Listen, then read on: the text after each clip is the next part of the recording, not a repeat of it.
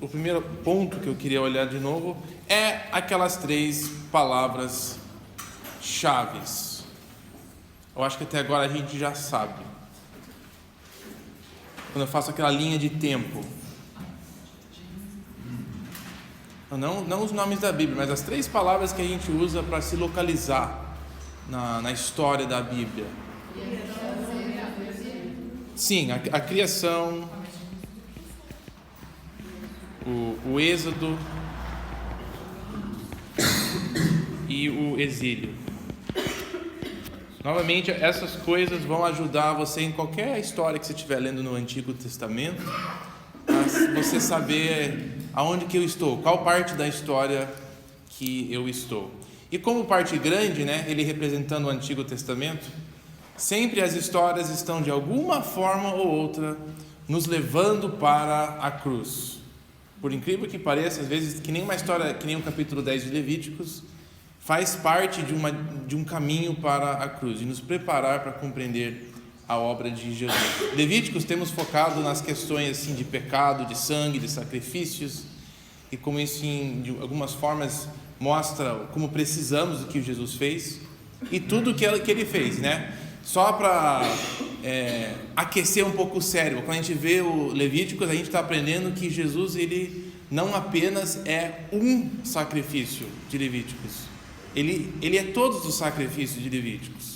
Ele é o sacrifício de purificação, ele é o sacrifício de expiação, ele é o sacrifício também de gratidão, ele é o holocausto. Ele não é só o sacrifício, ele é o próprio altar onde o sacrifício é dado, né? Ele é onde colocamos o sacrifício das nossas vidas.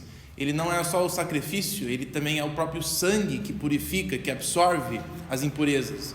Então ele é o animal, ele é o sangue, ele é o altar, ele também é o sacerdote que está oferecendo, ele é o intermediador. Acertei? Que maravilha, amém, glória a Deus.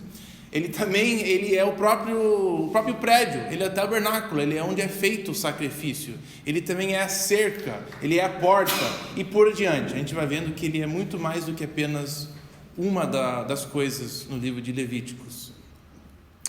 Então, temos essa história como um total, caminhando para a cruz, e eu quero fazer só algumas observações em termos dessa história maior, à luz de Levíticos, principalmente o capítulo que a gente está lendo. Então, para a gente também ajudar nosso cérebro, funcionando às vezes domingo de manhã, vou pegar uns trechos aqui para a gente ler. Em qualquer momento que estiver lermos, perguntas são bem-vindas, pausas, comentários são bons. O primeiro texto que eu quero ler com vocês é Romanos 5. Nós lemos 2 trechos do Novo Testamento.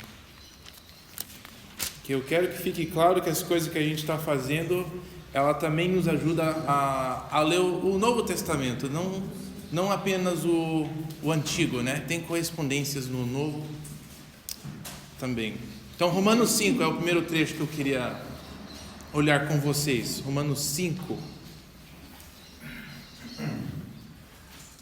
É rápido, mas Romanos 5 o versículo 12, esses 2 textos que a gente vai ler tem a ver com o que a gente vê no Êxodo aqui.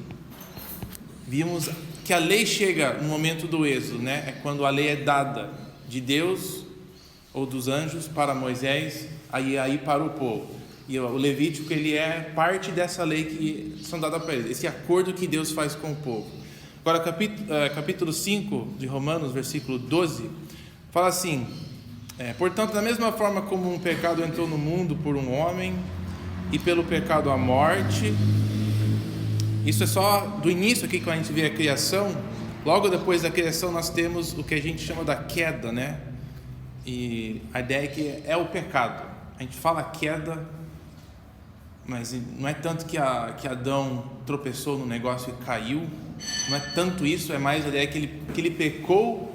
E depois que ele estava num estado sem pecado, digamos, aí ele peca e daí que entra a morte no mundo, né? Então nós temos a chegada da morte. Versículo 13: antes de ser dada a lei, antes da lei chegar, ou seja, na nossa história, antes do Êxodo, na sua Bíblia, quando você está lendo, é basicamente o livro de Gênesis até, vou colocar aqui em cima, livro de Gênesis até Êxodo 19, basicamente.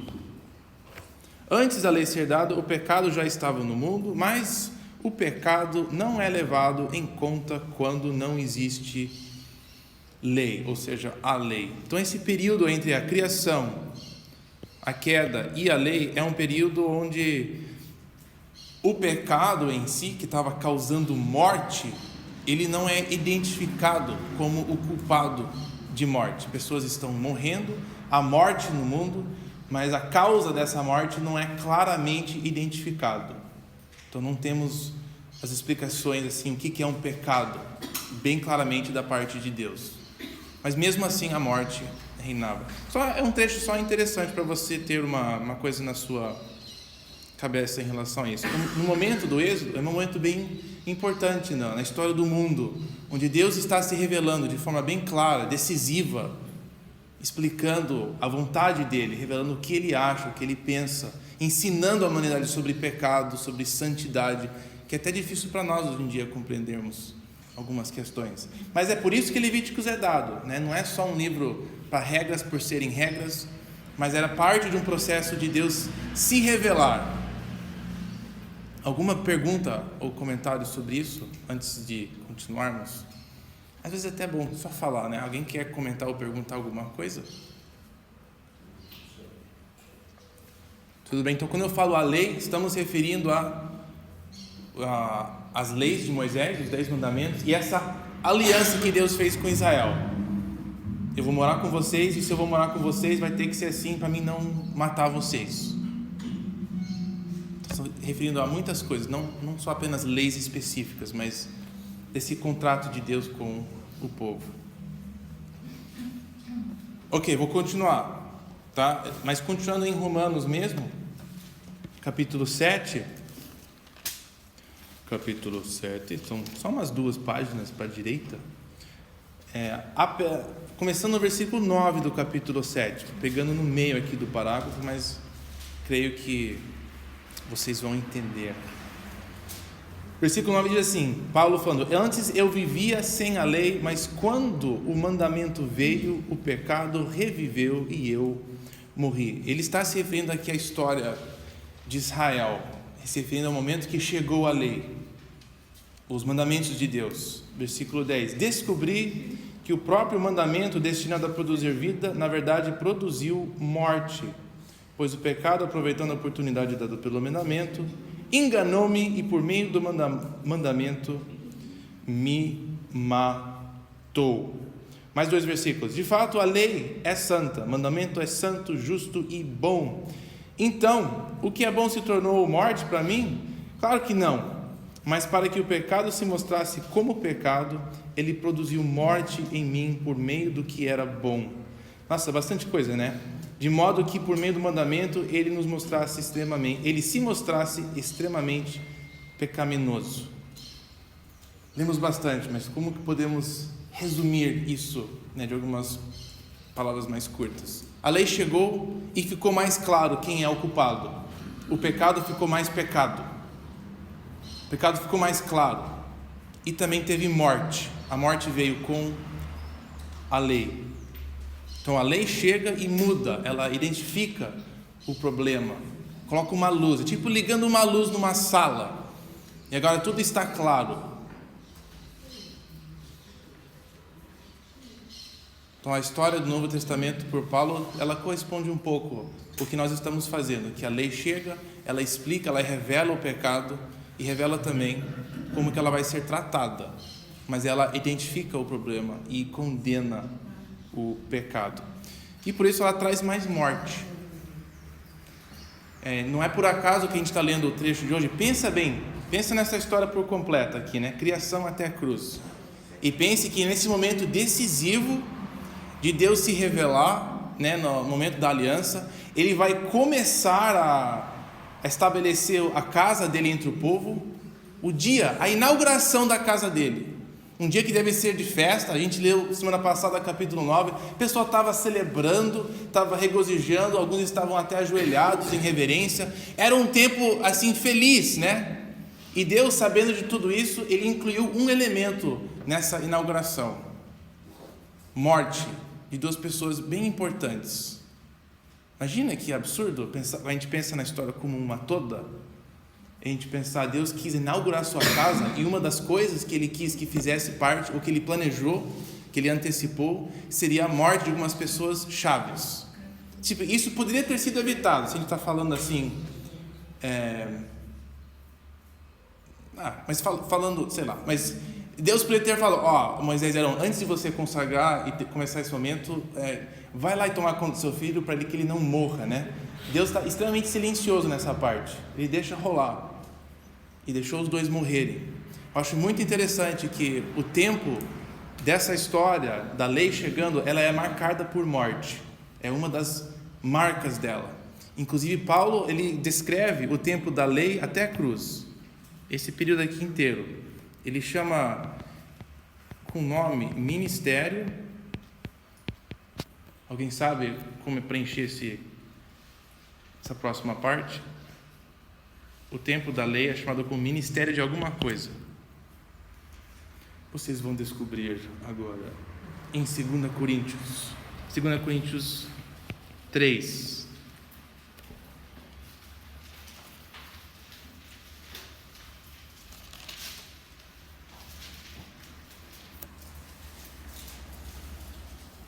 Então, essa história de Levíticos 10, do fogo descendo, duas pessoas morrendo, ele é bem estranho. Não é só o fogo é estranho, a história em si é estranha. Mas à luz da história maior, a gente vê que isso faz parte de algumas coisas. 2 Coríntios capítulo 3,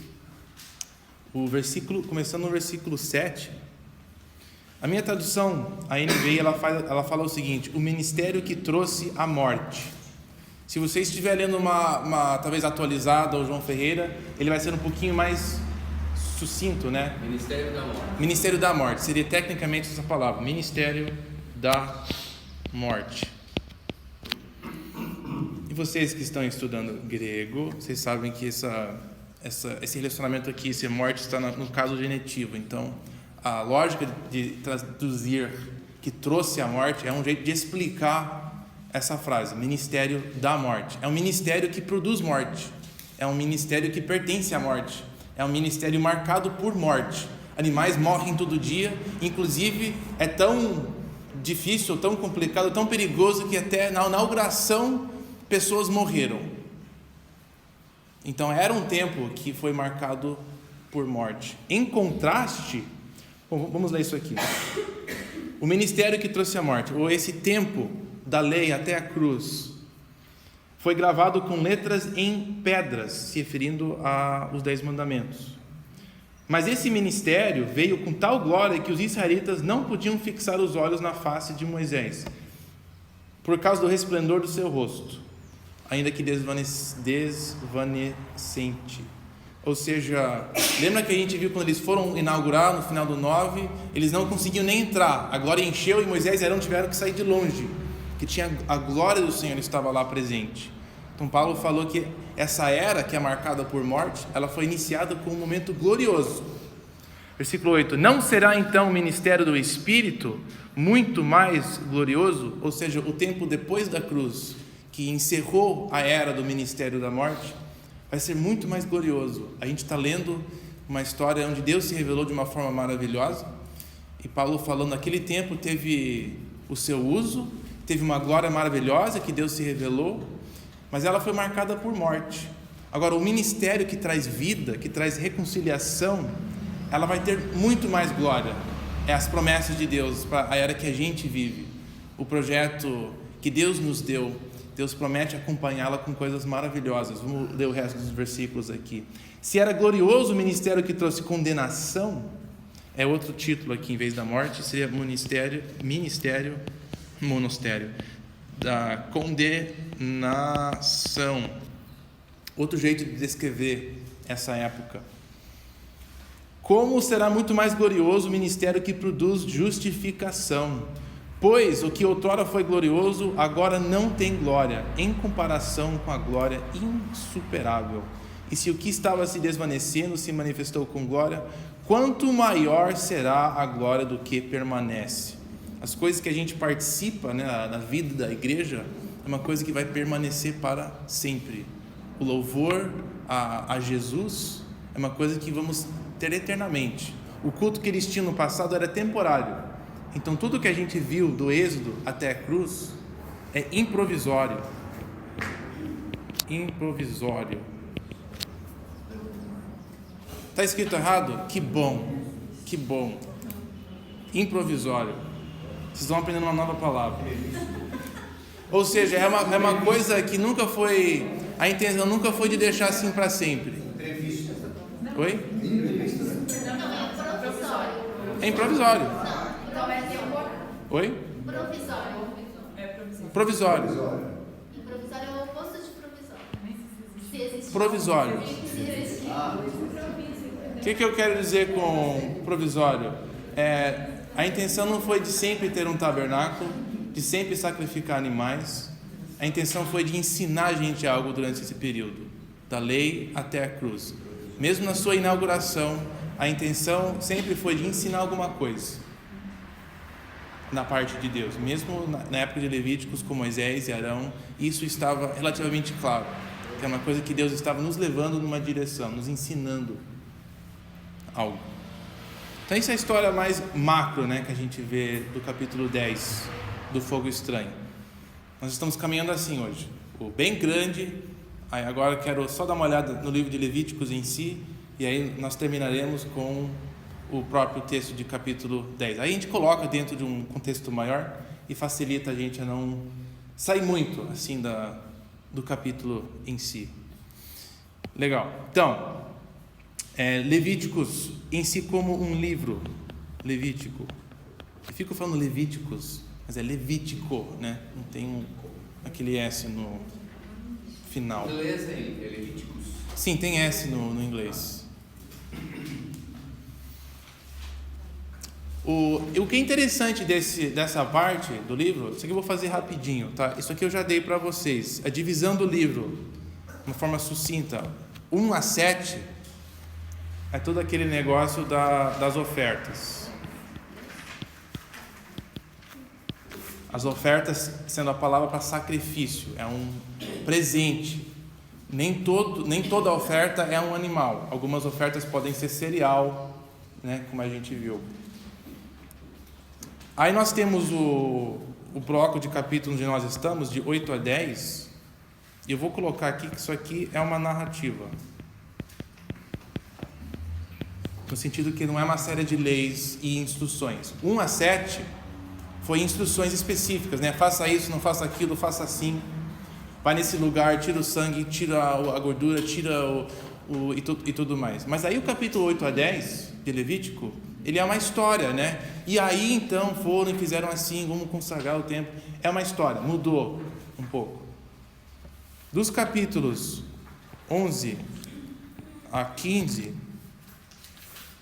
nós voltamos de novo às leis. Isso aqui é sobre as impurezas. Alguém quer uma folha de papel, uma caneta? Só um pouquinho. Esse de 1 a 15 você chama de leis ou dos preceitos lá? 1 a 7? Não, de 11 a 15. Você fala das leis. As Sim. leis não é só os 10 mandamentos. Quando eu falo leis... Tá, a pergunta é, o que eu me refiro com leis, né? Vamos só deixar isso claro. Quando a gente fala a palavra lei em hebraico, nós estamos falando de uma palavra que pode se referir a várias coisas. Então a palavra lei, ela é a palavra Torá. Ela pode ser apenas instrução ou guia. Ela pode também ser um mandamento. Agora, os 10 mandamentos nunca são chamados de Torá em si, porque elas são mandamentos. Então, geralmente na Bíblia elas são chamadas as 10 palavras, que fazem parte do que a gente chama de lei, que também se refere aos primeiros 5 livros da Bíblia, o Pentateuco. Não. É porque quando você fala leis, eu sempre penso em 10 mandamentos. É quando fala preceitos, tá? aí é mais abrangente, mas agora... E na Bíblia, preceitos, estatutos, mandamentos são todos sinônimos da palavra lei. Então a lei pode substituir cada uma delas. Então de 1 a 7 são as leis sobre as ofertas, instruções sobre as ofertas. Então nós temos instruções de 1 a 7, ou leis. Aí nós temos uma história no 8 a 10. Aí nós temos novamente leis em 8 a 15. Também tem 11 a 15. Aí nós temos o capítulo 16. É bom você ter na cabeça que ele é uma coisa especial e única, mas ele fala sobre o dia da expiação.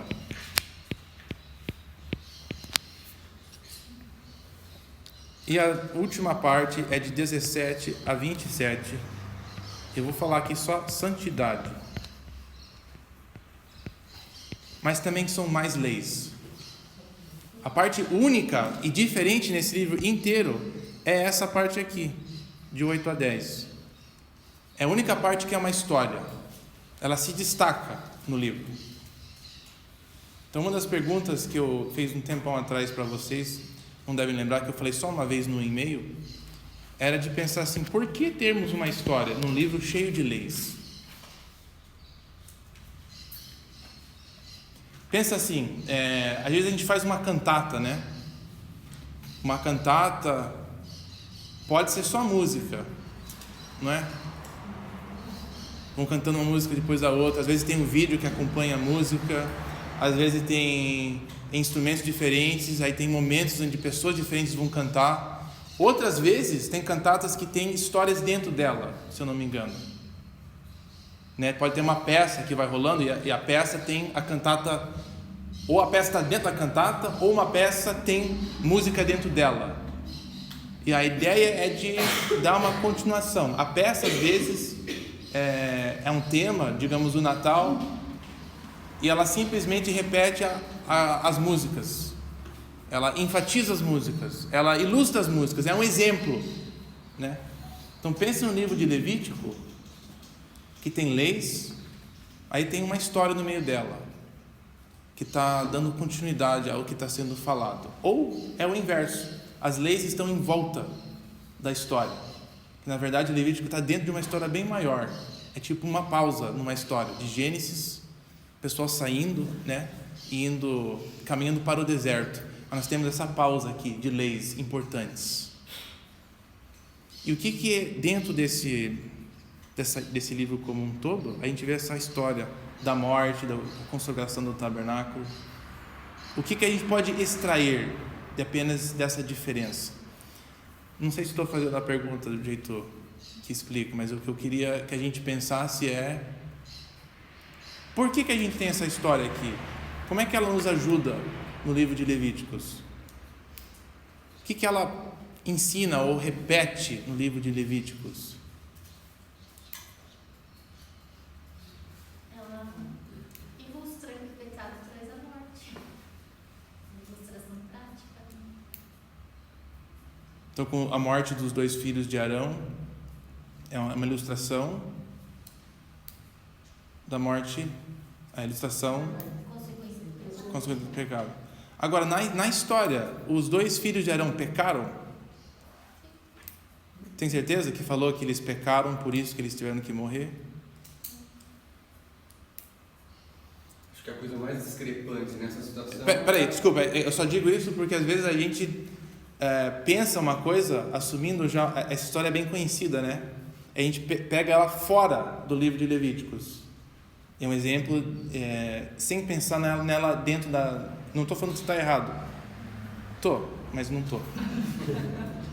Mas o que o texto diz sobre o que eles fizeram? O texto fala...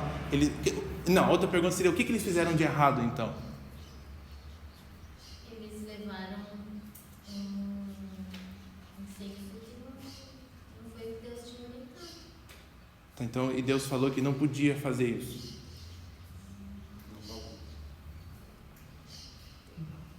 Nós vamos chegar no texto em si, mas tem muita coisa que é bem ambígua nesse texto, que é bem interessante. Vai, Dalton. Eles falam, eu acho que nessa situação que eu vejo que a única coisa de estranho é o tal do fogo estranho. Só. Tipo, uma coisa a mais, uma coisa que Deus não tinha pedido. Eu só consigo ver isso de errado. Me Agora, choca um pouco por eles serem, que de repente, assim, analisando o coração deles, sob a nossa ótica, puxa, mas eles foram tão legais, quiseram dar uma coisa a mais para Deus. Primeira coisa é que eles não fizeram algo que Deus falou que não podia fazer. É um primeiro ponto. Aí, segundo, então será que eles fizeram algo com a intenção boa? E aí Deus falou: você vai morrer por serem ignorantes. Fica difícil nessa. Eles entraram no Lava Jato, eles colocar uma propina a mais. Entraram pelo criativo. Eu acho que só que porque eles não foram autorizados. Então, na verdade, ele não fala que eles pecaram, eles não tinham autorização para entrar lá e fazer esse sacrifício. Bom, aonde eles entraram era o lugar que eles tinham o direito de entrar, porque eles foram santificados. Eles não foram autorizados a pegar e fazer o que eles fizeram. O seu texto diz que eles não foram autorizados. Sem que tivesse sido autorizado. Vamos voltar a esse versículo daqui a pouco. Tá um pouco confuso para mim essa tradução. Vou olhar aqui. Mas digamos que seja isso, como que isso, aqui nessa divisão do livro, onde nós estamos, a lei de sacrifícios, o que vem antes e o que vem depois. Digamos que a história é sobre alguém que fez algo que não devia, ou algo que não devia, mesmo sem ser ensinado explicitamente, né? O que isso nos ensinaria, que corresponde o que vem antes e depois dessa história? O tempo ali, por exemplo, não estava no tempo que acendeu o fogo lá. Eles estavam começando toda aquela cerimonial, todo o cerimonial. E eles já foram no fogo. E Deus estava ainda trabalhando para chegar no sacrifício. Acendeu o fogo em si. Tá, digamos que é isso, né? Nós ainda vamos definir isso melhor. Mas como que ela corresponde ao que vem antes e depois? Que eu queria ver se, digamos que fizeram algo que não deviam, na hora errada ou da maneira errada. Se for o caso, como que isso corresponde com o resto do livro? É uma pergunta que eu estou... Digamos que a gente tem uma cantata, né? Depois de uma música tem uma peça, aí outra música. A pergunta seria, como é que aquela parte da peça, como é que ela combina com a música que veio antes e depois? Tá, uma coisa que suscitou uma dúvida, assim, você sabe, literalmente, como diz esse versículo 1 do capítulo 10? Porque então já há uma tradução diferente, tipo assim, na Bíblia da Rutinha, eles praticamente, o tradutor já dá a opinião dele, eles não foram autorizados, por isso, na minha tradução diz, o que o Senhor não lhes ordenar. Sim, o que literalmente diz é que Deus não falou que não podia e não falou vai e faça. Mas autorização é uma coisa que vai muito além. O texto não diz isso. É um jeito de tentar aliviar essa confusão. Por que seriam mortos? Então, mais tecnicamente, é uma coisa que Deus não falou que deveria fazer, mas não falou que não podia fazer. Tem alguma coisa a ver com, por exemplo, antes eram ofertas, né? Então lá, ele está explicando como que se fazem as ofertas. Faz vocês fazem oferta assim e tal. Daí acontece a narrativa, o cara vai fazer uma oferta e morre. Daí depois vem impureza, explicando, mas para fazer as ofertas vocês têm que estar dessa forma aqui. Se vocês não estiverem assim, pode acontecer o que aconteceu com os caras lá. Vocês têm alguma coisa a ver? O jeito que o Gustavo está pensando é o jeito que vai nos ajudar, porque a história não fala muito o que aconteceu e por quê, mas ela está dentro de um contexto sobre impurezas e sobre regulamentações, como que faz louvor, os primeiros 7, e o que vem depois, impurezas, coisas que não combinam com o santuário. Então, ela tem que ter a ver alguma coisa com essas duas, ou alguma coisa tem a ver com impurezas e regulamentação. alguma impureza. Lembra que quando impureza entra em contato com santo, o que acontece? Oi? Mais ou menos, o santo consome o que é ruim. Nós vamos ver que quando os caras morrem, eles vão ter que ser retirados, não podem ficar ali. E as pessoas que vão tirar eles nem podem ser pessoas santas para retirar, se eles não serem contaminados e também morrerem. A gente vai ver isso daqui a pouco. Terminando. Eu acho que tem mais a ver com a intenção do coração deles. Por que eles fizeram isso? Em vez de ser o que eles fizeram, né?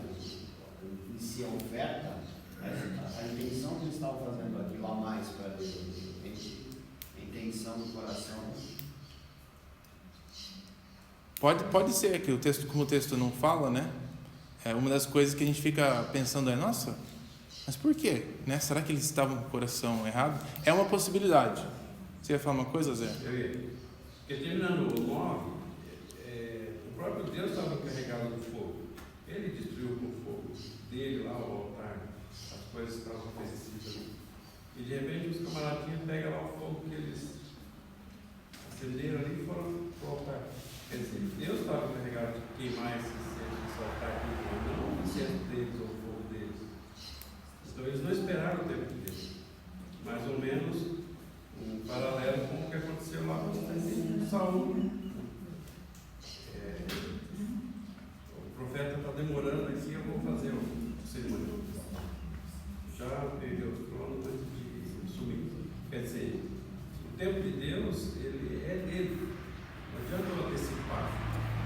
O que dá para entender aqui é que eles anteciparam o fogo. Deus não pediu o fogo deles. Deus pediu o sacrifício. Põe o sacrifício lá, o seu holocausto, todas as coisas lá. E daí eles se encarregam do resto. E várias passagens que Deus mandou. Deus faz um pouco se manifestar na frente, Deus vai a gente tentando entender, né, e essa variedade de possibilidade, é interessante que os próprios rabinos tiveram dificuldades com esse texto. Então até hoje em dia tem 3, eles ficam com 3, assim, não sei, mas tem essas 3 possibilidades. Por que Deus fez isso? Então, não é só confuso para nós, foi confuso há muito tempo, vai continuar um pouco confuso. Mas eu acho assim, né? Deus é soberano. Algum motivo Deus tinha para fazer isso. E se a gente for ficar baseando na Bíblia, a minha tem uma tradução, a dele tem outra, a sua tem outra. E a interpretação de quem está interpretando. Então eu acho assim, Deus é soberano, ele teve um motivo. Né? Agora a gente... Sim, eu acho que a gente lê tudo com um pouquinho de humildade para saber que as nossas conclusões às vezes são provisórias. Opa, aprendi. Né? Mas isso não implica que a gente não pode pensar e avaliar, sempre reavaliar. Então, o método que a gente fez agora de olhar o antes e depois, ele é importante. Ele vai corresponder a alguma forma que vem antes e depois. E qual foi o último evento mais recente? Antes, Oi? O bezerro, né? O último evento que é semelhante, que acabou de acontecer, que seria aqui em cima, né? Que não é no livro de Levítico. Assim que escreve bezerro? O bezerro ouro, o bezerro de ouro, foi uma coisa muito semelhante. E pessoas... Sabe o que? Morreram de fogo saindo do céu também. Uma praga. Foram queimados. Um exemplo quase paralelo. E o problema ali foi, não que eles estavam adorando um bezerro, mas que eles estavam querendo adorar a Deus da forma deles. Era o princípio, né? Era o louvor a Jeová, mas da forma que eles estavam a fim de fazer. E Deus falou, não, vai ser do meu jeito. E por quê? Por que tinha que ser do jeito dele? Porque Deus quer ser louvado como um Deus único. Vamos dividir isso um pouco até mais profundamente. Não só apenas unicamente ser louvado, só eu sendo louvado. Ele quer ser louvado de uma forma que você não louva até os outros deuses. Então até o próprio louvor a Deus que ele estava exigindo de Israel tinha que ser diferente. E o que ele não queria era apenas louve-me como você louva os outros deuses. Ele não queria isso. Ele não queria apenas para de louvar os outros deuses e continua me louvando, ou só me adore. Ele queria que até o próprio louvor e adoração fosse. Obrigado, foi você que falou? Legal. Não. É que eu vi uma voz masculina daqui, aí eu vi só menina atrás e falei, ué, é que parece que veio de mais fundo. Só poderia ser a minha. Foi um esforço mesmo. Então o próprio louvor de Deus tinha que ser único, a maneira, não podia ser da forma que eles queriam louvar, que eles tinham um costume de louvar. Eles iam aprender uma nova maneira de pensar sobre Deus e culto inteiramente. Então esse já é o contexto. Então as leis de ofertas, elas já fazem parte dessa mudança. Nós vamos repensar como nós nos aproximamos de Deus, repensar como Deus é diferente de nós. Deus não é que nem os deuses do Egito. Jeová não é que nem Ra. Jeová não é que nem Mote, o deus da morte. Jeová não é que nem Baal. Ele não é servido dessa forma. Ele não tem as mesmas necessidades. Ontem a Globo, uma novelinha da Globo que eu peguei assim, ela defendeu assim o mundo. Deus seja quem for, seja Deus, seja Buda ou seja a Rainha dos Mares. Eles estavam ali na novelinha. Deus não é só apenas um Deus a mais entre vários, né? Deus Jeová, ele não é só o maior Deus dos outros. Ele é o único.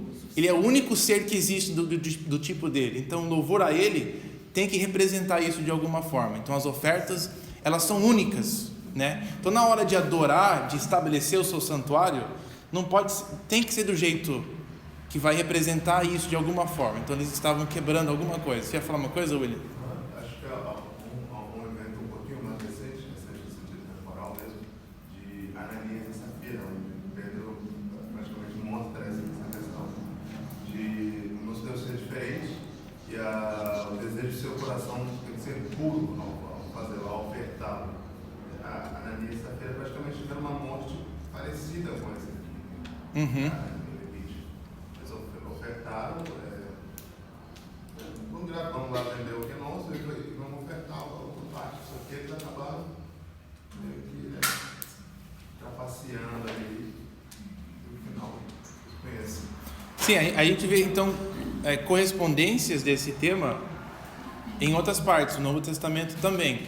O Deus continua igual. Então, localizando uma história que nem essa das mortes dos 2 filhos de Arão, dentro de padrões maiores que vão repetindo, deixa a gente mais seguro de começar a concluir mais especificamente qual foi o problema deles. Tem alguma coisa a ver com o louvor correto a Deus, que vai representar Ele. Então não é necessariamente um pecado, assim, porque um dos filhos tinha roubado alguma coisa e chegou lá. Não é necessariamente isso. Na mente de Deus teria que ser, eu quero uma coisa que vai ser única para mim, e isso eu levo a sério. Então tinha essa parte. E também o que nós estamos vendo é a questão de santidade. Era um conceito que ele estava tentando ensinar para o povo. E que pecado não consegue ficar perto de santidade, sem ser exterminado. Então se eu naturalmente estou gerando impurezas. Então eu preciso dessas regulamentações, né, para me ajudar. Eu estou quase entendendo assim que não é a ação visível em si, mas qual é a intenção interior da pessoa, que só Deus e a pessoa sabe. Nós vamos ver nas ofertas, a gente viu como o arrependimento é importante. É porque as intenções valem muito, né? E que Deus... Eu imagino que esses 2 tinham aqui, que não era isso que Deus queria, não era a ação em si, mas qual era a intenção atrás deles que não está. E pode ser nem talvez intenção errada, né? Que tem outro evento que é bem semelhante, é quando coloca a mão com a intenção de, eu não quero que isso caia, né? Uma intenção boa. Mas o evento como um todo era a mesma coisa daqui. O Deus Jeová nunca deveria ter sido carregado daquela forma. Ele estava sendo tratado que nem um Deus qualquer. E há consequências, né, por causa disso. Então, naquele exemplo, não foi necessariamente a intenção, mas talvez foi um pensamento como um todo de uma coisa... Estava errado aquele pensamento. O pensamento interno. Você ia falar uma coisa? Lá atrás. No verso 10. No mesmo capítulo 10 de Levítico, não está não. É para fazer diferença entre o santo e o profano, e entre o imundo e o limpo. Então Deus queria mostrar mesmo isso para nós. Não, eu também concordo. Nós fizemos Bíblia, Levíticos, aí quando a gente entrar no capítulo 10, nós vamos ver que esses versículos logo seguem, né, o evento da morte, que vai nos instruir de talvez qual que foi um dos problemas, de eles não estar discernindo a sua função e enxergando impurezas, e como isso é importante na nossa vida também, de discernir impurezas. Mas muito boa observação. Veja bem, que Deus conhece nosso coração. Ele faz a leitura antecipada. Do momento que você começa a ter algo assim que desvia a atenção dele, ele sabe a intenção do nosso coração. Automaticamente, a gente humanamente por ele, não é uma coisa assim. Ele conhece. Sim, inclusive nós sabemos que o capítulo 16, o dia da expiação, Deus já tinha um sacrifício antecipando todos os pecados e impurezas feitos, né? Inclusive o sistema inteiro aqui era para providenciar a gente um caminho de habitar com Ele. Então ele tinha uma noção que a gente é incapaz. Essas leis nunca foram assim, você tem que ser perfeito, tem que ser assim. Essa não foi a intenção de dar essas leis, é de providenciar um caminho para nós andarmos junto com Ele.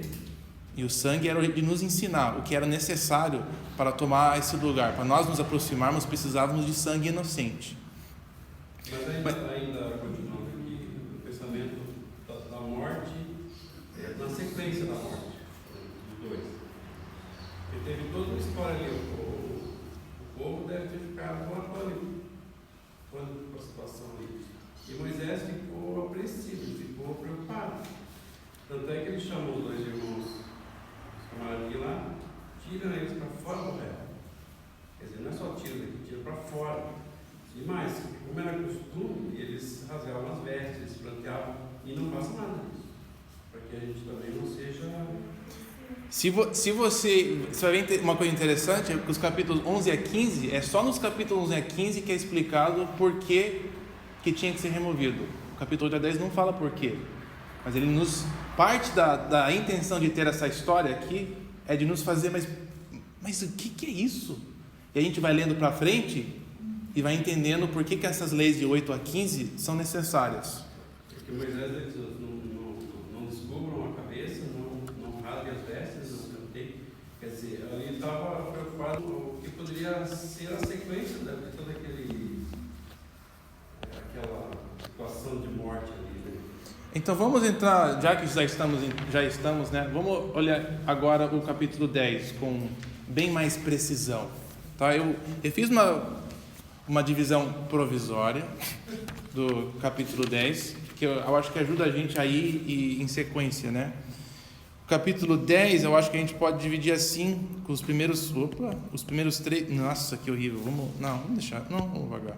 Os primeiros 10 versículos, os primeiros 3 versículos, uma parte que a gente vai olhar, seguida por 4 a 11, e aí terminando com o resto, que é de 12 a 20. O de 12 a 20 eu não estou com muito interesse de nós olharmos, mas os primeiros 2 sim. Então, olhando versículos aqui, o de 1 a 3, vamos ler os primeiros 3. Nesse momento maravilhoso, Deus está se manifestando, o fogo desceu, está todo mundo em festa, né? A carne está sendo queimada sobre os altares, o povo está celebrando, está louvando a Deus. Um momento legal. Nadab e Abiú, os filhos de Arão, pegaram cada um incensário. Agora, esse ato de pegar um incensário não nos fala aqui se isso em si já era ruim ou não. Então, esse ato do que eles estão fazendo, a gente não sabe se deveriam fazer isso ou não, mas está meio neutro. Eles pegaram um incensário, nos quais acenderam fogo. Agora diz, acrescentaram incenso e trouxeram fogo profano. Alguém tem uma tradução diferente de fogo profano? Fogo estranho, algo de... Oi? Não autorizado, talvez seria a melhor tradução dessa fala. Oi? Não permitido, Agora, o que não é autorizado? É porque o fogo era sobrenatural, Deus é que tinha feito o fogo. Tá, pode ser, mas em relação ao que a gente tem aqui, o que nós podemos extrair daqui, um elemento aqui que nós lemos, que poderia contribuir ao fogo ser como é que fala? Não autorizado. Não autorizado. Incenso? Então, foram eles que fizeram. Incenso? Pode ser. Paralelo. Se é um elemento ali no fogo que pode ter alguma indicação de algo, aí seria um incenso. Sabe que essa é a mesma discussão que os rabinos tiveram. Será que eles pegaram fogo de outro lugar? Será que eles pegaram incenso que não foi feito direito? O incenso da casa deles? É a mesma discussão que muitos tiveram na história. As mesmas perguntas que nós estamos fazendo neste momento. Betinha. Aqui na minha tradução fala que tomou cada um o seu incensário. Eu imagino que eles pegaram, eu vou pegar, vou levar até aqui de casa, E essa foi a terceira opção que os rabinos concluíram. O problema foi o incensário. Estou falando sério. pegaram o incensário usado já, que eles fazem essas coisas deles. Ela foi promovida para a rapina.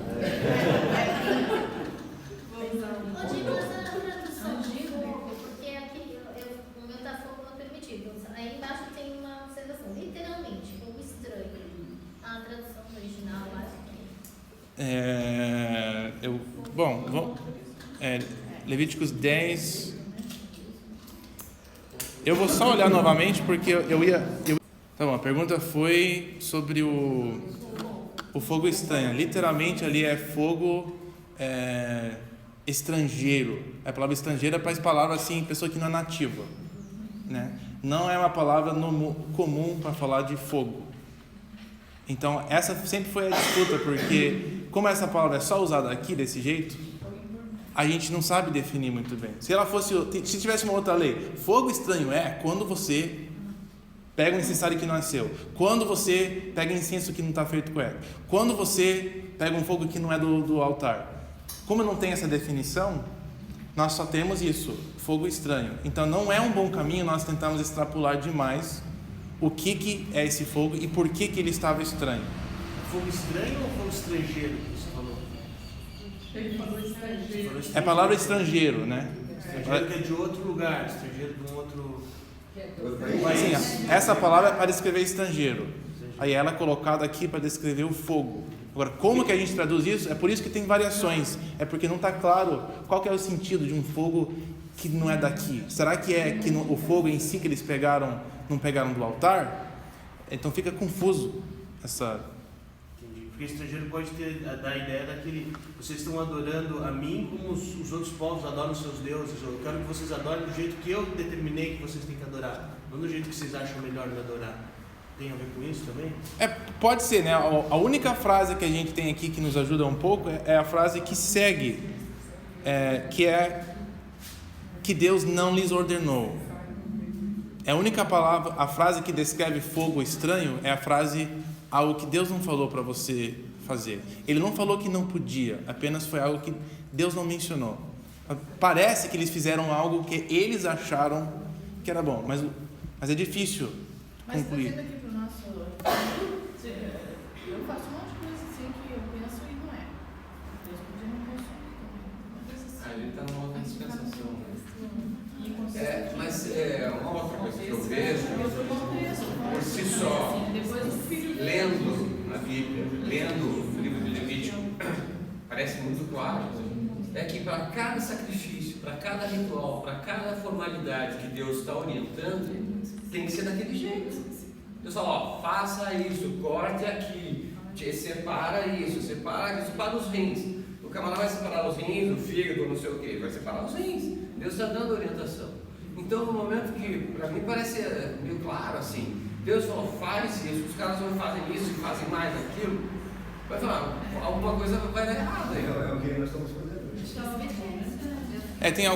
Essa frase é o mais seguro que a gente pode falar, é que foi além do que Deus tinha falado. Vamos por exemplo, dízimo, 10%, é o que eu sempre ouvi. Se a gente vai dar menos ou mais, então Deus vai mais ou menos isso, assim, sobra, né?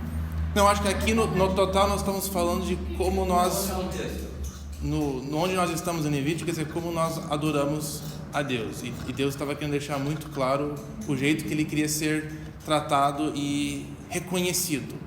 E nesse caso que eles usaram aqui, Deus não tinha falado, eles acharam que talvez seria bom ou melhor. A gente não sabe nem qual foi a intenção deles, só sabemos que o que eles fizeram foi algo que Deus não tinha falado que eles deviam fazer naquele momento. Então Deus estava deixando muito claro que ele precisa ser tratado diferente do que qualquer outra coisa, deveria ser reconhecido, né? Se a gente for aplicar só esse princípio para nós, a nossa vida como totalidade, as nossas ações, palavras, o que a gente faz com o dinheiro, o que a gente faz com o tempo, o jeito que a gente come, o jeito que a gente vive a vida, deve refletir que o nosso Deus é diferente do que qualquer outra coisa. Deveria ser assim. Se vocês querem pegar uma aplicação agora do texto, seria uma coisa desse tipo. A soma da nossa vida tem que concluir que o nosso Deus é diferente do que o Deus de um outro. Uma coisa única. Mas eu acho que tem até mais aqui para nós. O versículo 3, quando Moisés agora tenta, não sei se está tentando ajudar, explicar, o que ele está tentando fazer aqui, mas Moisés então disse a Arão: foi isto que o Senhor disse. Agora essa frase em si é meio engraçado, porque Moisés não fala assim, agora Deus falou assim por causa disso. Ele simplesmente fala, olha, Deus falou isso aqui, e parece que aplica aqui, nessa situação, né? Nós temos outra dificuldade com tradução aqui. Aos que de mim se aproximam, santo me mostrarei. Eu vou até escrever essa frase aqui para nós olharmos em mais detalhes. É bem possível que nós vamos travar aqui e continuar o capítulo na próxima semana. Aos que de mim se aproximam. Não tem como eu errar agora porque eu estou olhando um papel, copiando só, né? Santo me mostrarei. E se alguém tiver algo diferente, nós vamos ouvir. À vista de todo o povo. Opa, o que estava pensando? Glorificado serei.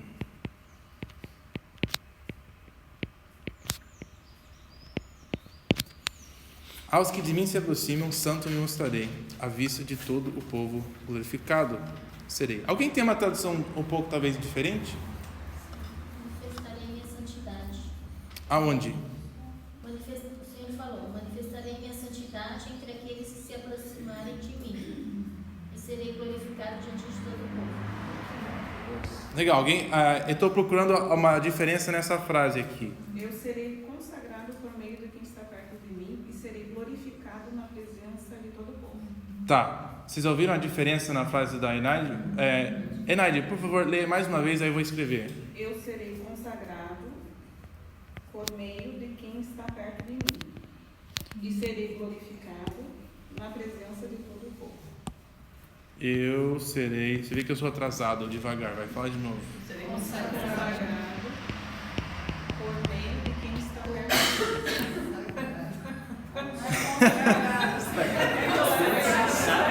Vai, eu serei consagrado.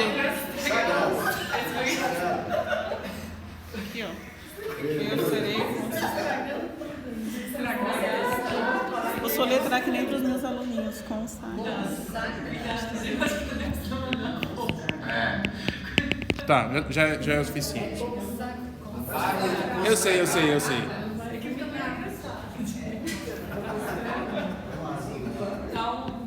Tá muito estranho, digamos. Vocês estão felizes agora?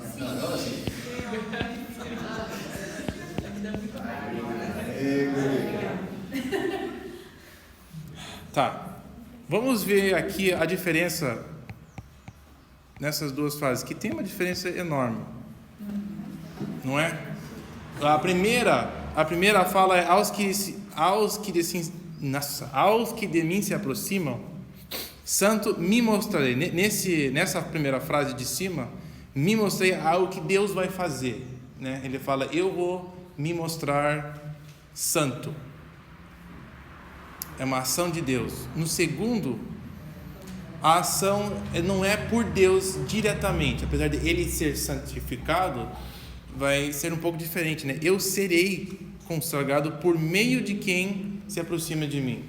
Quem se aproxime de mim é a frase específica para os sacerdotes, né? Quem vai me servir, quem vai ficar aqui perto de mim. No primeiro é apenas, eu vou me mostrar santo no meio deles. Eu acho meio ambíguo, é até difícil de saber o que isso significa. Mas essa segunda tradução seria um pouquinho mais literal. Por essas pessoas, eles vão me tratar santo, ou eles vão me fazer santo, ou essas pessoas vão fazer que eu torne santo. Eles vão me mostrar santo para todo mundo. A intenção de Deus com os sacerdotes era que a vida deles fosse um jeito de tornar Deus diferente, de mostrar Ele diferente para o povo. Então esse grupo... Materializar a santidade dele do povo. Materializar. Sim, pela a própria conduta deles, pelo fato deles terem que se separar do povo, viver uma vida diferente, limitada de certas coisas, né?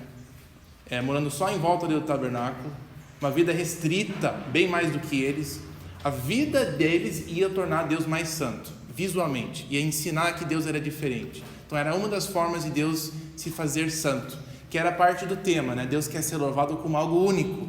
E uma das maneiras que Ele queria tornar isso visível era através do sacerdócio, ensinar o povo sobre isso. Então é uma das frases que Deus nos dá sobre o que aconteceu ali. Ele não estava sendo tratado santo, talvez seria uma das implicações, né? Esses sacerdotes, no caso dos 2 filhos, não estavam consagrando Deus, tratando Ele da forma que Ele seria santo, não talvez tratando coisas santas com a reverência que necessariamente eles merecem, tipo a arca do tabernáculo, quando ela não é tratada como santa, ela mata as pessoas. Só no olhar dentro dela, Deus matou algum... Sabe que o tempo que Ele passou nos filisteus, matou um monte de gente, né? Mas você vai somando todas aquelas mortes, não compara com quantas pessoas Deus matou com aqueles de Judá que olharam lá dentro do tabernáculo, da arca. É tipo Adão e Eva, né? Eu falei para você não lá, no jardim, o cara foi lá, pronto. Eles desobedeceram algo muito claro. Deus falou, não olha, o cara olhou. Então, a ideia é que a vida deles ia representar, então o custo deles era muito mais alto, dos sacerdotes. E aqui ele está falando só dos sacerdotes, no caso, quando ele fala aos que de mim se aproximam, que naquela época só podiam se aproximar dos sacerdotes. Então, ele está falando especificamente dos sacerdotes, não de todo o povo. Sim, nesse caso. Mas o que a gente transfere para o Novo Testamento vai ter algo que o William falou. A intenção de Deus, até aqui ensinando a função de um sacerdote, cabe a nós, porque é isso que Ele quer e quis e criou através de Jesus, um povo que é sacerdote. O nosso chamado é para ser sacerdotes também, no sentido de que a nossa vida vai santificar Deus, vai mostrar que Ele é santo, que Ele é diferente. No caso lá do início da igreja, a inauguração da igreja foi a mesma coisa. A conduta desse povo era importante para Deus, para representar para o resto das nações que Ele é santo, que Ele é diferente. Ele será santificado por nós. E o que eu acho muito interessante de Deus nessas histórias de Israel, também como nós, Ele vai ser glorificado e Ele vai ser santificado pelo seu povo. Mesmo na nossa desobediência. No caso dos 2, Deus foi santificado pela morte dos 2, ao custo da vida deles. E quando nós nos tornamos filhos dele e recebemos esse chamado de sacerdócio, vai ter quase a mesma coisa. Deus vai ser honrado, glorificado e santificado pela nossa vida. Mesmo quando a gente desvia do caminho, na nossa própria disciplina, Deus é honrado, Ele é manifesto. É uma das promessas de Deus para a nossa vida. Sim, graças a Deus. Que no mesmo tempo, lá a mesma coisa aplica a nós. Então, essa importância que Deus dá para a revelação dele através do sacerdócio, nos primeiros 3 versículos. Mas não acaba ali, né? Depois que Moisés fala isso, como se isso fosse confortar o coração de Arão para seus filhos, coisa meio... Eu acho fascinante o versículo, o término, né, do versículo. Arão, porém, ficou em silêncio. Que coisa, né? Em silêncio. Vamos ler o 4 a 11, eu acho que a gente fecha por ali o nosso tempo, 4 a 11. Moisés chamou Misael e Elzafã, os filhos de Uziel, o tio de Arão. Então esses não eram sacerdotes, tá? Esses não foram no grupo que foram consagrados. Lembra que eles acabaram de ser consagrados e estavam terminando os 8 dias de consagração. Esses não foram alguns desses. Então chamou pessoas de fora. Venham para cá. Se eu fosse os dois, ele ia falar: eu não vou lá. Tá louco? Eu vou lembrar uma coisa, essa noite eu sonhei, gente, que eu estava assim, pulando no meio de um monte de cadáveres, era umas pernas para cá, na cabeça, uma coisa muito, na areia, assim, sabe? E gente assim tomando cerveja nas mesinhas, no meio daqueles, eles falavam assim: ai, não pisa ali, que tem cadáver. Muito louco, agora eu me lembrei quando você falou isso. Nossa, espero que foi só um sonho, espero que não foi o que aconteceu com você ontem. Nossa. Então vem cá, tirem os seus primos da frente do santuário e levem-nos para fora do acampamento. Então foram lá, puxaram pelas túnicas. Interessante esse detalhe. Foram puxados pelas túnicas. Não quer nem encostar. Mas qual que seria o problema de encostar?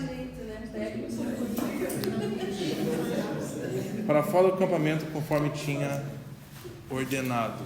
Qual que seria o problema deles tocarem no corpo em si? Alguém?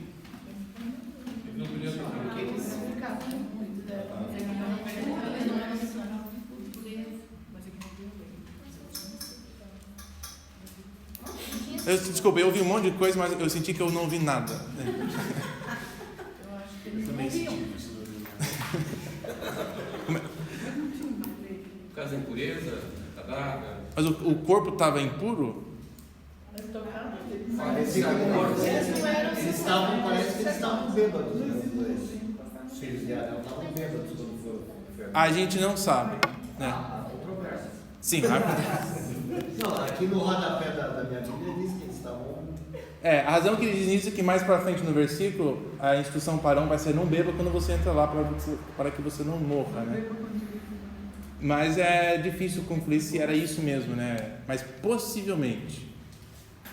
Ou eles tinham sonhado que eles tinham andado numa areia com cadáveres e tal. Viu, Dimas? Mas aqui na minha Bíblia, se eles então chegaram, Deus levaram nas suas túnicas para fora do arraial. Ele não fala que não tocaram neles, mas que levaram nas suas. É interessante o detalhe: pegaram pelas túnicas. E a impressão que dá quando é consumado, que nem. Lembra que a oferta, a purificação do pecado, tem uma parte que é queimada e o que resta não pode nem ficar ali, tem que ser retirada. Não pode sobrar nada, tem que ser que nem uma oferta aqui. É como se o corpo deles virou a oferta pelo erro deles, de alguma forma. Então aquilo virou santo, santíssimo. E não podia ser comido, não podia ser mais nada. Precisava ser retirado e levado para fora. Nada pode sobrar. É uma mistura de coisas. É porque, na verdade, aquilo se tornou santo, consagrado. Consumiu a impureza e ficou santo. Então essas pessoas de fora, eles não podiam tocar no corpo, porque eles em si não eram santos o suficientes para levar para fora. Mas agora quem podia levar para fora, ou tirar o corpo, ou tocar, seria os sacerdotes consagrados. Só que eles não podiam sair do tabernáculo ainda.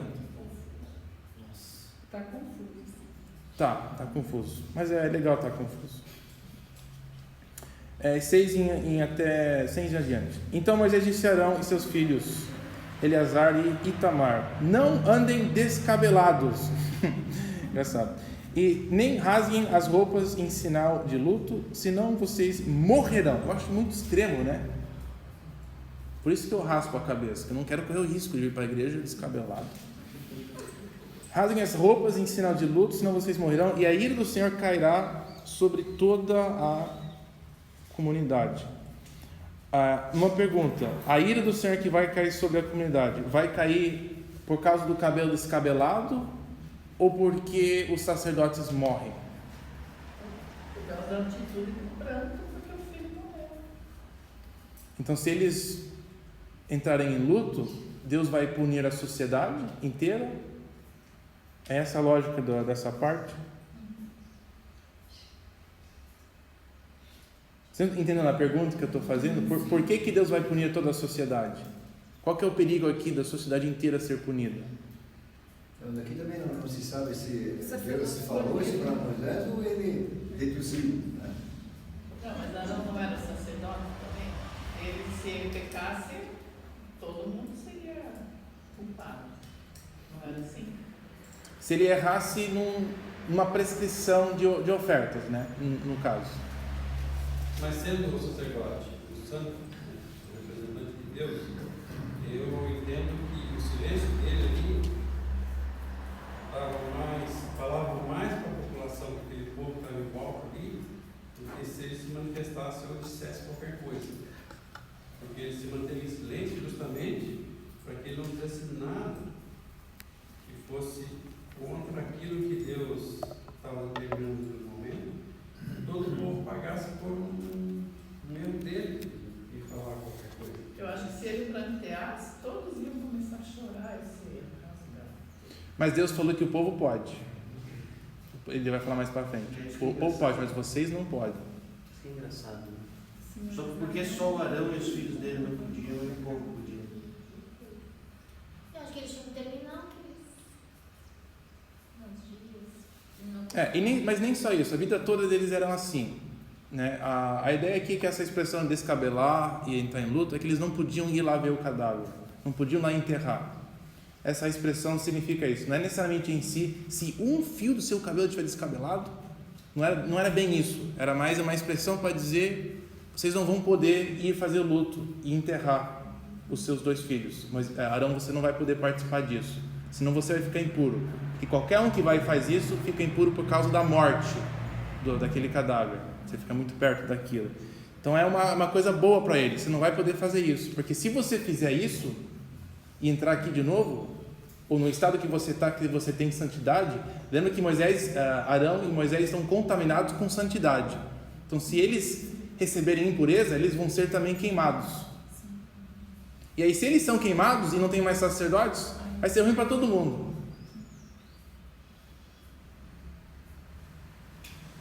Mas os seus sacerdotes e toda a nação de Israel, eles poderão chorar para aqueles que o Senhor destruiu pelo fogo.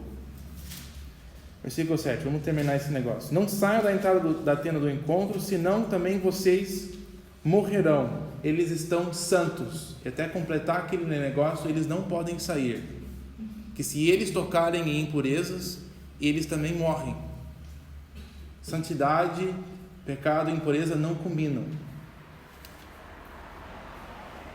Senão vocês morrerão, porquanto o óleo da unção do Senhor está sobre vocês. E eles fizeram conforme Moisés tinha ordenado. Lembrando que a gente já viu a outra semana, o que fez eles santos não era um óleo em si, porque o óleo era natural.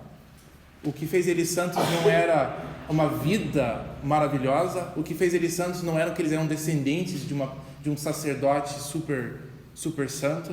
É apenas porque Deus os fez santos, pela própria presença dele. Era apenas isso, não tinha nenhuma outra lógica.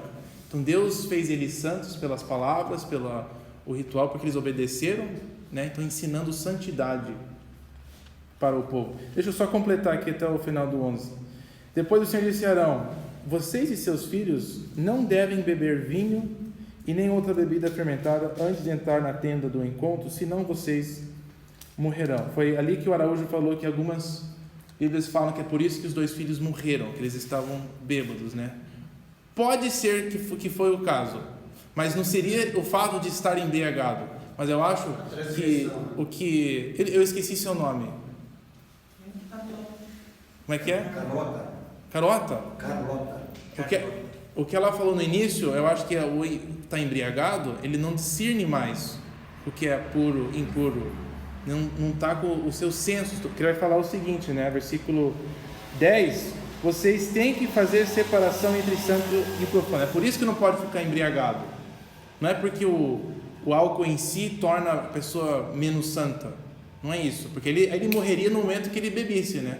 A ideia é que você não bebe, porque quando você for entrar lá dentro, você está consciente, sabe discernir, tem noção do que é que você está fazendo.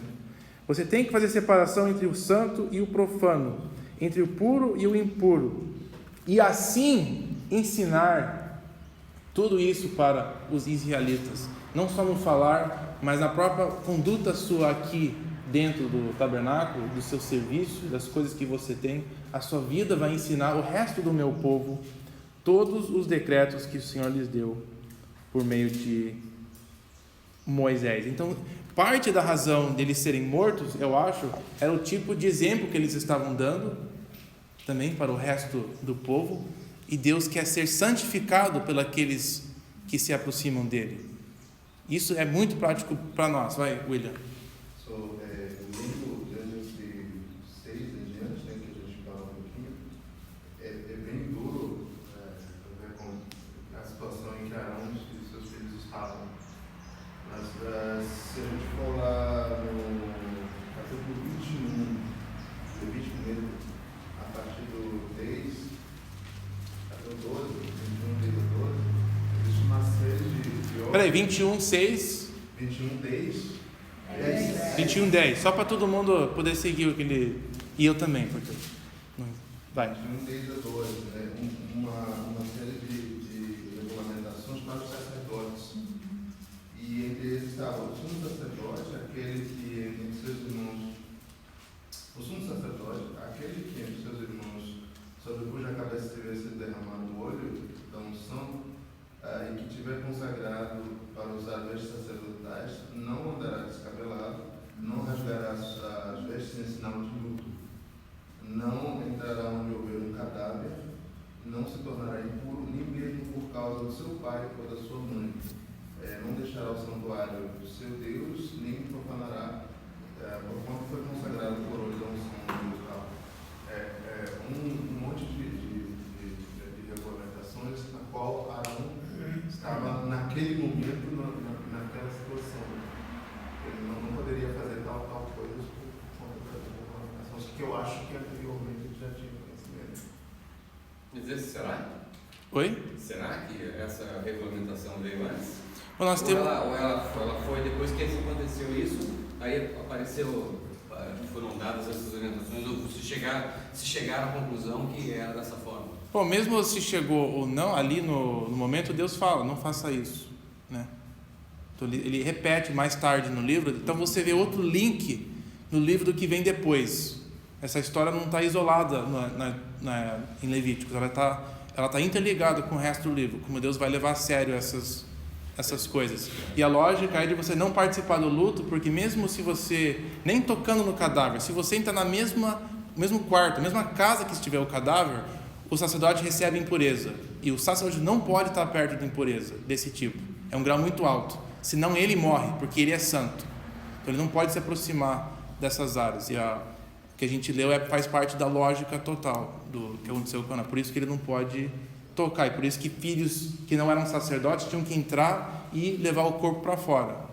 Porque Moisés não podia sair lá fora. Ou ninguém que estava ali dentro podia entrar lá fora no momento de santidade, né, de consagração. Certo. Entendi, mas por que a morte assim é tão feia para Deus, né? Tudo que a gente vê a gente vai morrer, Jesus morreu. E a morte para Deus é uma coisa assim muito feia. Então, tipo assim, você né? Ela não podia ficar perto de você, eu queria casar, mas não tenho coragem de tocar. Eu lembro quando eu era criança, minha avó morreu, minha mãe e meu tio me ergueu assim no caixa para eu pegar na mão, falou, toca na mão da avó, toca. E eu toquei, sabe, mas com medo, pelo menos, eles são maxiados. E aí, conheci ela disso agora, né, anos depois. Agora, você, assim, então eu vejo que para Deus a morte é uma coisa horrível. Daí eu fico pensando, mas eu vou morrer, tu não vai morrer do seu filho, morrer do seu filho. Mas vamos segurar esse pensamento e vamos fechando aqui, mas vamos segurar. Eu quero voltar a isso, né? Por que a morte parece que está impuro, esse negócio da morte, por que Deus está tão desse jeito? Mas só vamos fechar o capítulo, esse último bloco de 12 a 20. Você vê que Deus também ele não é um Deus chato.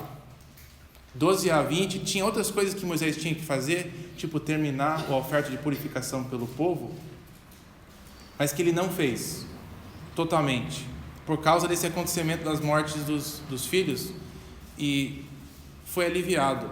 Tipo, ele tinha que fazer um negócio, mas ele falou, à luz do que aconteceu, não seria bom eu fazer? E tem uma disputa com Moisés rapidinho, e é aceitado por Deus. Então Deus não fala assim, tem que fazer, por fazer.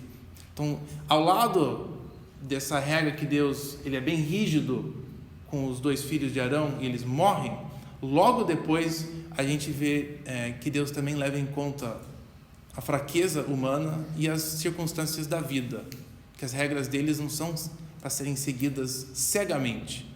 Tem uma disputa entre Arão e Moisés, que Arão tinha que continuar e terminar a consagração do templo, né? E parte disso era comer a oferta de purificação do povo, mas ele não come por causa da morte dos seus filhos ali.